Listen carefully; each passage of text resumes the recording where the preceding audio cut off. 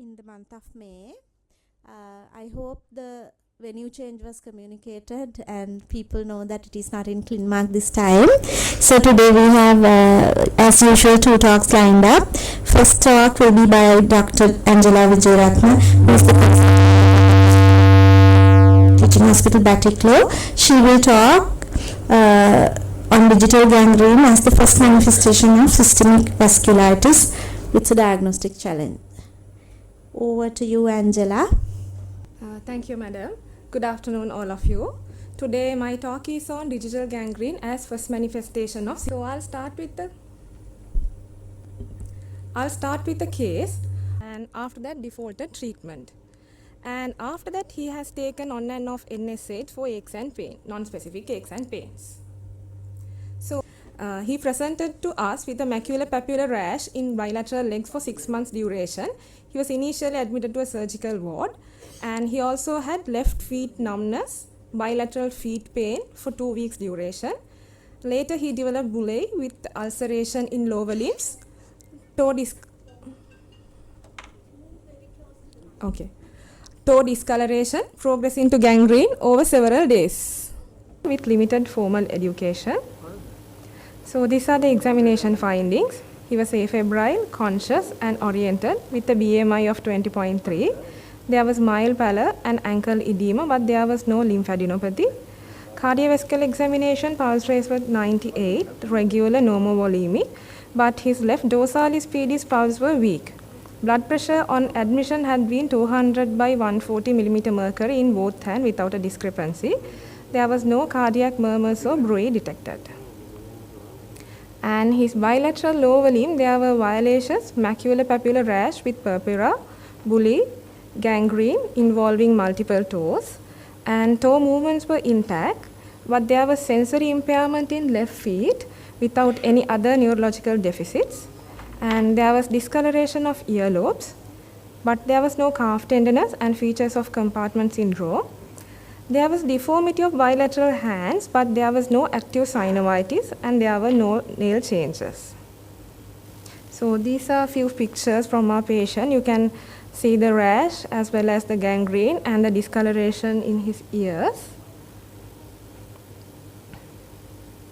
So this is a picture of his hand, which you can see the deformities mainly affecting the PIP joints. So in this case, the main presentation was lower limb digital gangrene. So what is the reason? It is usually due to lower extremity ischemia related to reduced blood flow, and the degree of the symptoms are related to reduced tissue perfusion relative to its metabolic needs, and the time course of vessel occlusion can be sudden and or progressive, and it will depend again on the location of the affected vessels as well as the ability to recruit collateral channels to provide flow around the occlusion. So with the involvement of the vasculature, we were thinking of multiple differential diagnoses which could be the reason. So we were thinking in line of whether it could be vasculitis, atherosclerotic, thrombotic, embolic, drug-induced, vasospastic, infectious or malignant. So I have here listed some examples for each of the conditions.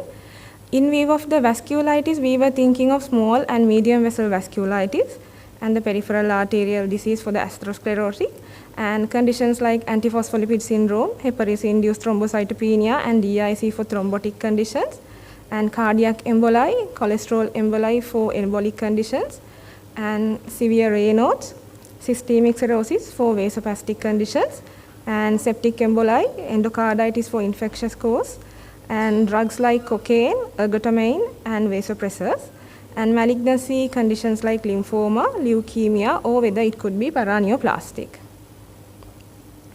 So from the history and the examination, our first differential diagnosis was vasculitis, which we entertained. So the reason was the manifestation was typical of small vessel involvement, including petechiae, palpable purpura, hemorrhagic bullae, superficial ulceration, and there were features of medium vessel involvement like deep ulcers. And the distribution of symptoms and signs were symmetrical in his lower limb, and he also had constitutional symptoms. And with the background history of rheumatoid arthritis, we were thinking of rheumatoid vasculitis as well. So, if this is vasculitis, what are the other organ involvement and what is the underlying cause? So, in order to find out those things, we carried out investigations. So, the basic investigations, initially the full blood count, there was leukocytosis with neutrophil predominance, but later it increased to like 35,000 of WBC. There was no eosinophilia. He had anemia of microcytic hypochromic type anemia with high platelets, and his both inflammatory markers were very high. And blood picture showed the normochromic normocytic cells and hypochromic microcytic cells with neutrophil leukocytosis, left shift indicative of a severe bacterial infection, and that was negative with a slightly elevated LDH level. Blood culture and urine culture had no growth, but his swab culture was positive for Staphylococcus aureus, and his procalcitonin was initially 8.9. And serum creatinine again on admission was 117, which later went up to 311. And UFR was, there were 3 plus albumin with field full red blood cells with granular CAS, but dysmorphic RBC were negative. And UPCR was again positive, which was 492. He also had impaired liver functions with reverse albumin globulin ratio. Serum calcium was normal, and serum protein electrophoresis showed polyclonal gammopathy, which suggestive of a chronic inflammatory process. And fasting blood sugar was normal. So in order to find out the secondary causes and the vasculitic mimics, we carried out multiple investigations, including hepatitis B antigen, hepatitis C antibodies, retroviral screening, MANTU test, rheumatoid factor and anti-CCP, P-ANCA and C-ANCA, and cryoglobulin levels, and ANA and antiphospholipid antibodies, which all came as negative. So these are the X-ray of his bilateral hands. I think you can see there is soft tissue edema with marginal erosions, mainly in the right side 2nd to 5th proximal interphalangeal joints, and left side 3rd to 5th proximal interphalangeal joints. And there was relative sparing of his wrist and the DIP joints.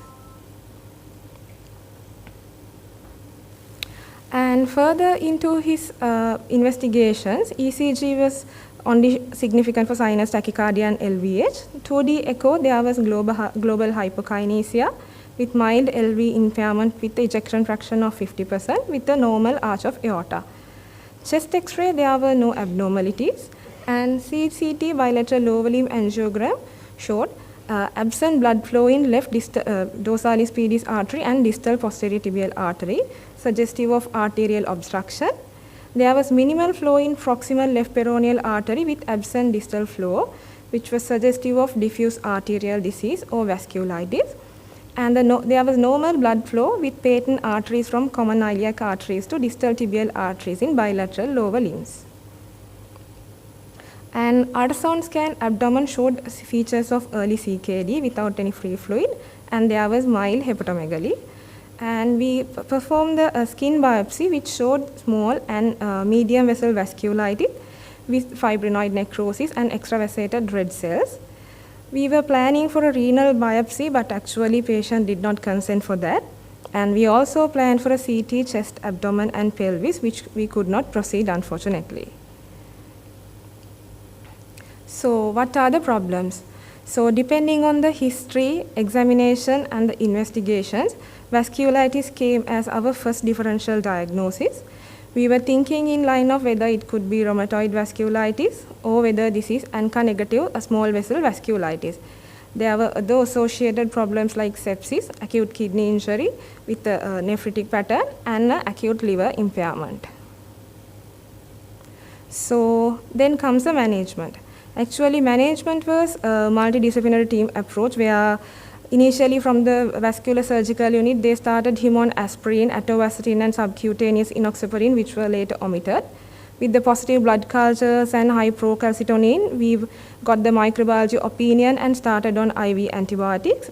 And the nephrology team, dermatology team, surgical team, everybody got together, and he was started on antihypertensives. and surgical team managed his blisters and the wounds. So from the rheumatology point of view, with the diagnosis of vasculitis, we started him on IV methylprednisolone pulses, 500 mg daily for 3 days, which was followed by oral prednisolone, 1 mg per kilogram per day. After that, we started him on IV rituximab, 375 mg per square meter weekly for 4 weeks. So what happened next? So initially there was improvement of his serum creatinine, inflammatory markers, and procalcitonin came down to 1.9, and he didn't develop any new lesions. But unfortunately there was worsening of gangrene with non-viability of his bilateral lower limbs. So the surgical team planned for bilateral below knee amputation, again for which patient did not give consent, and as well as the family members, and he left against medical advice. So about 2 weeks later, he readmitted with rising inflammatory markers, rising procalcitonin, serum creatinine, and hyperkalemia. But despite our efforts and management, he ultimately succumbed to sepsis. So today I will be talking about vasculitis. So it is defined by the presence of leukocytes in vessel wall with reactive damage to mural structures. There is loss of vessel integrity and occlusion of lumen, resulting in downstream tissue ischemia and necrosis. An affected vessel can vary in size, type, and location in association with the underlying specific type of the vasculitis. And it can also occur as a primary process or may be related to secondary underlying disease. So this is from the 2012 revised International Chapel Hill Conference nomenclature, where the vasculitis is broadly categorized into large vessel vasculitis, medium vessel vasculitis, and small vessel vasculitis according to the size of the blood vessel involvement. And the small vessel vasculitis is again further subdivided into ANCA-associated small vessel vasculitis and immune complex associated small vessel vasculitis. So the definition of ANCA-associated vasculitis is necrotizing vasculitis with few or no immune deposits, which predominantly affects the small vessels like capillaries, venules, arterioles, and small arteries, and it is usually associated with myeloperoxidase ANCA and proteinase 3 ANCA. So these are the main 3 categories of the ANCA-associated vasculitis: granulomatosis with polyangiitis, microscopic polyangiitis, eosinophilic granulomatosis with polyangiitis.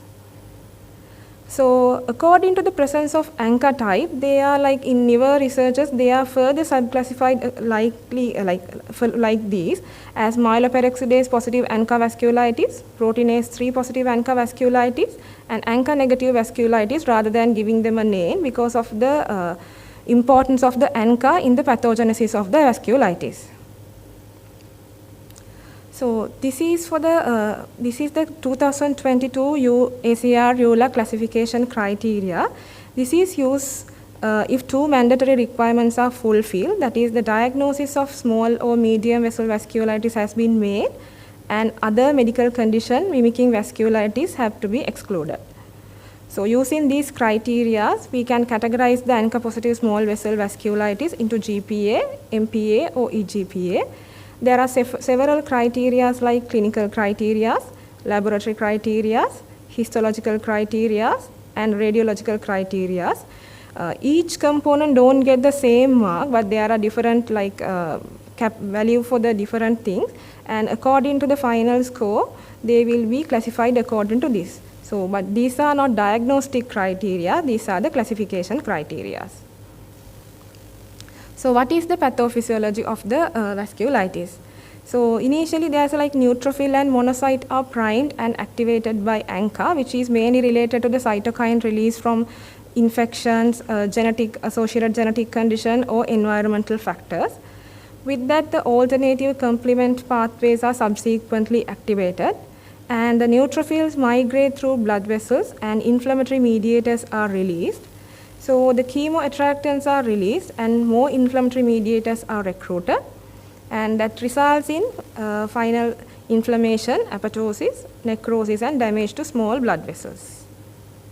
So this picture depicts the pathophysiology where the cytokine activation and the priming of the neutrophil occur.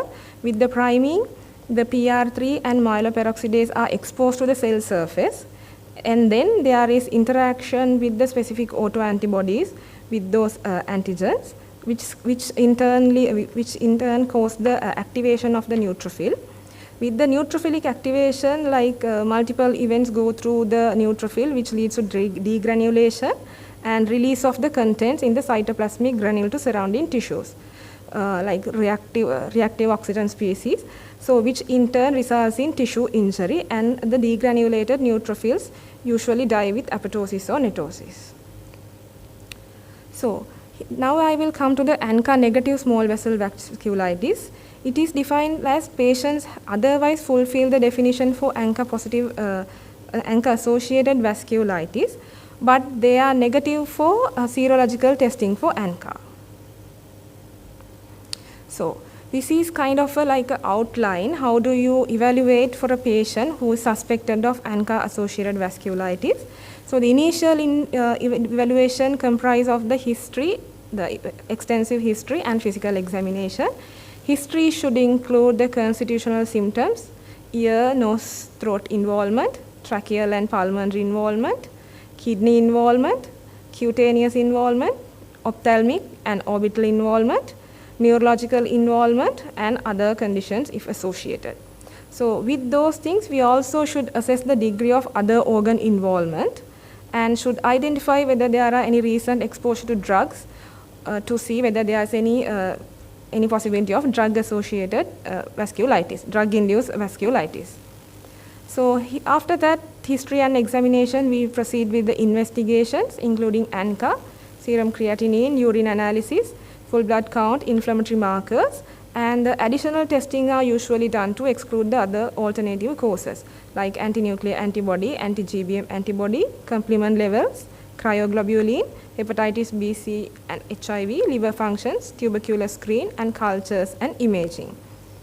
So depending on the history, examination, and investigations, if the patient is positive for ANCA, we can go for a tissue diagnosis, which will be like more confirmatory. So we can obtain a tissue biopsy and check whether there are evidence of ANCA-associated vasculitis. If it is present, it will be the diagnosis would be established. But even in the instances where the ANCA is negative, if the clinical suspicion is high, we should still go for tissue biopsy to see whether there are features of ANCA-associated vasculitis. If it's unlikely, we should evaluate for other causes for the symptoms and signs. So as I talked previously, our patient had a history of rheumatoid arthritis, so we were thinking in line of rheumatoid vasculitis as well. So there are some features of rheumatoid vasculitis which usually occurs in patients with long-standing severe joint destructive rheumatoid arthritis. It is usually very unusual to see within the first 5 years of onset of rheumatoid arthritis diagnosis. And the mean duration between the diagnosis of rheumatoid arthritis and the vasculitis is said to be like 13.6 years. And many patients had rheumatoid nodules at the time of diagnosis. And the interesting thing is they are typically strongly positive for rheumatoid factor and mostly anti-CCP also positive. And usually it develops at a time when the inflammatory arthritis is burnt out without very active disease. So the usual common presentation would be constitutional symptoms, cutaneous ulcers on lower extremities, digital infarctions or peripheral gangrene, palpable purpura, mononeuritis multiplex, and eye symptoms like scleritis or uveitis. So going back to our patient's symptoms and signs were suggestive of rheumatoid vasculitis, but the thing was our patient was diagnosed with rheumatoid arthritis only 2 years back, and he didn't have positive rheumatoid factor or anti-CCP. So we were thought that rheumatoid vasculitis was a bit unlikely in our patient. So what are the diagnostic challenges when we are going to diagnose ANCA-associated vasculitis? The syndrome is usually very heterogeneous, with multiple symptoms, and there are no gold standard or criteria for diagnosis. usually there are a lot of overlapping features with other conditions which make the diagnosing a challenge. So in ANCA negative conditions, ANCA being negative, it eliminates a common diagnostic shortcut which leads us to the ANCA positive vasculitis, and there is no alternative biomarker for that as well, and which will necessitate us to depend on the pattern recognition of the patient and exclusion of other conditions. The clinical implication would be that there may be potential delay in the diagnosis and initiation of treatment. So what are the limitations of ANCA testing? So ANCA testing can give rise to false negatives as well as false positive. If the patient is having very low titers of ANCA, and if there is subjective component to the interpretation of the examiner for the immunofluorescence assays, there can be false negative ANCA results, as well as if there are antigen targets beyond PR3 or MPO, there can be false positive results.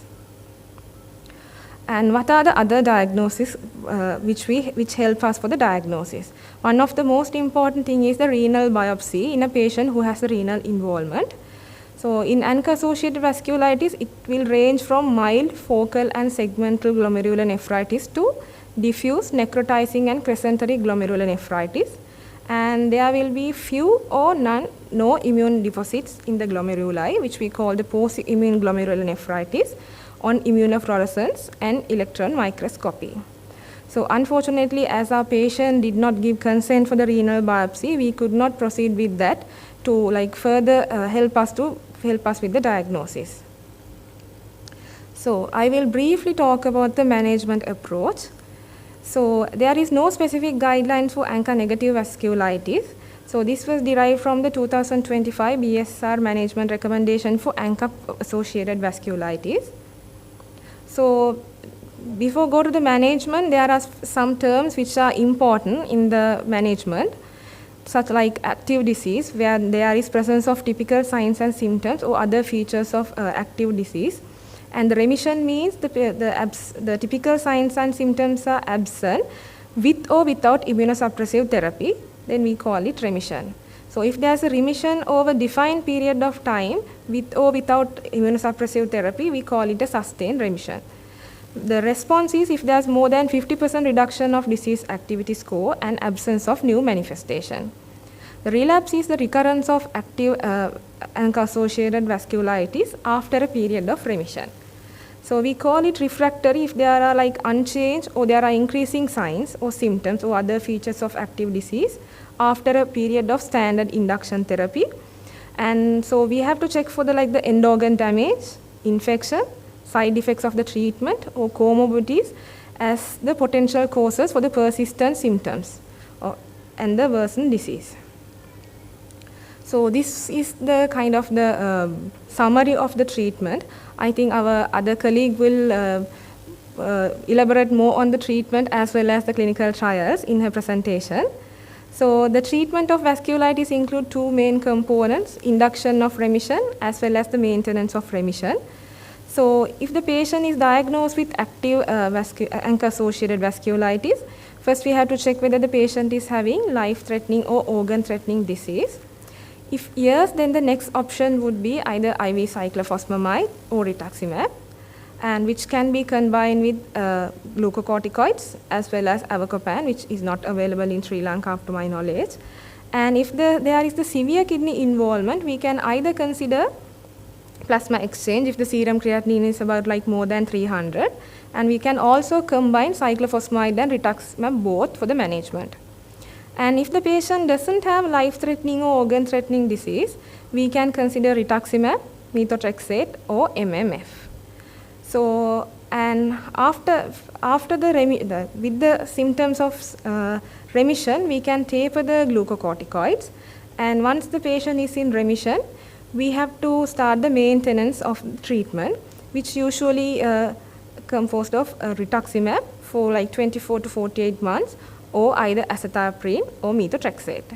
So if there is sustained remission, we can consider the withdrawal of the immunosuppressive agent. So if there are relapse, so we have to go back to this top of this diagram and start treatment as induction. So conclusion, so the diagnosis of vasculitis is very challenging and it requires early consideration because there is like multi-system disease and the presentation is usually very heterogeneous. So we also should consider vasculitic mimics and underlying secondary causes, and we also should assess the extent of the vasculitis with the other organ involvement. And if the probability of the ANCA-associated vasculitis is high, even when there is negative ANCA testing, we should not delay further testing to aid the diagnosis. So these are my references. So I would like to thank my patient and the family for providing the support for the presentation, and my other consultant colleague at Teaching Hospital Batticaloa, Dr. Shashika Maduranga, and the staff of my rheumatology team, and the other consultant and staff of the other specialties involved in the management of our patient. Thank you.